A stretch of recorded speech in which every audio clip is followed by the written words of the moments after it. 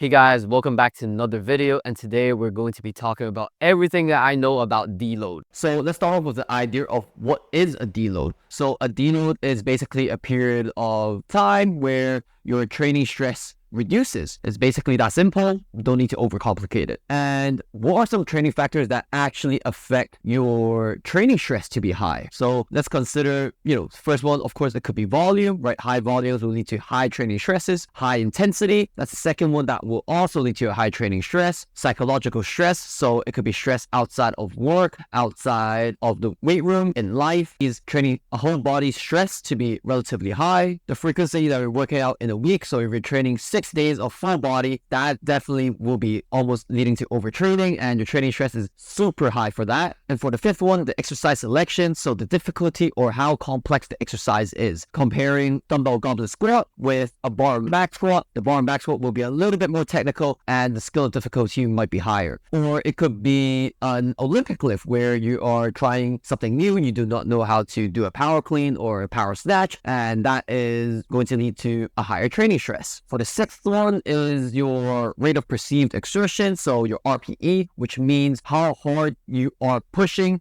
to almost failure. So RPE is basically a scale where 1 is basically very, very easy, not taking any stress at all. It's no gritting in the face. And 10 of 10 is basically where you're passing out, you need to vomit, you need to puke. And that's basically the scale of RPE. And finally, for the seventh and last thing is the rest period. So if you have shorter rest periods, that will lead to having higher training stress. So for most people and athletes here, they probably would not need a deload because they don't really know how to exert max intent, and most of the workouts are pretty much grabbing exercise from here and there, not really knowing how to program. So it's not going to be that good. That will actually lead to high training stress. However, when you actually have a training program where you are exerting a high effort level, you are doing lots of volume and the intensity could be high as well, that could be really good for you to have a deload in the 3rd or 4th week of your training program. Allow your joints to relax a little bit, allow your tendons to sit back a little bit and take a break. But not only can you tell that you are maybe overtraining within the workout with all those factors that I mentioned earlier, you might actually be feeling a little bit more fatigued from day to day. You might not be sleeping as well at night. You might be taking a little bit longer of time to recover. The motivation to get into the gym is not as enjoyable. And finally, your mood might be a little bit depressed and up and down. And those factors can be also leading you to having a deload week. So what an actual deload does is that when your cortisol is high,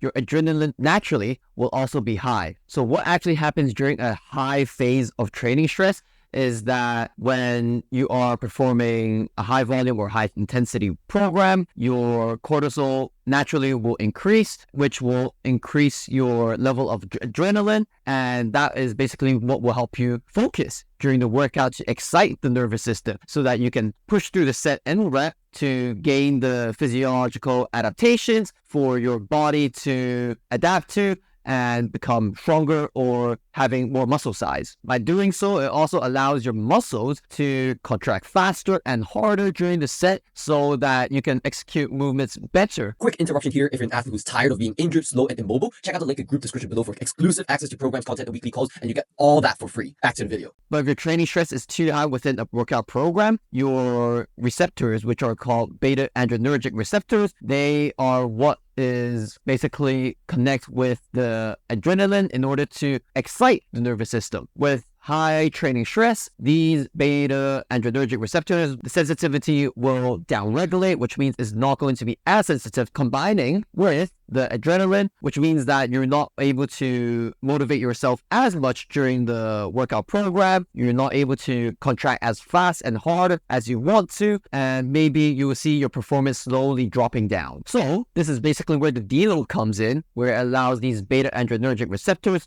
to regain the sensitivity once again so that it can combine with the adrenaline again, and with higher cortisol, this will mean higher adrenaline, which means your nervous system will be more active and your workout will be feeling much better. So if your current training has a few factors that is relatively high, such as volume, intensity, load, rest periods, which are short, RPE, psychological stress, which are affecting your training, So if you have quite a few of those factors at a relatively high level, I would probably recommend you to take a deload pretty frequently, maybe every 3 to 4 weeks, in order for your nervous system to resensitize again, for you to really get the maximal gains within your work. Let's say if you only have 1 or 2 factors within it, maybe it will be good to deload every 6 to 8 weeks, just because your training stress is not as high. And by reducing the volume by 50 to 60% in your deload week, that will be really good for your body to basically take a rest, right? To reduce the chronic fatigue that is building up. And what this does is that there are a few benefits from it. So firstly is that it reduces the acute training stress in your training block. And secondly is that it will reduce your chronic fatigue in the long term. Thirdly is that it allows your tendons and joints to take a break and not being bashed at it all the time. Fourth one, which is what I use a lot with my athlete, is that if you're currently having an event, right,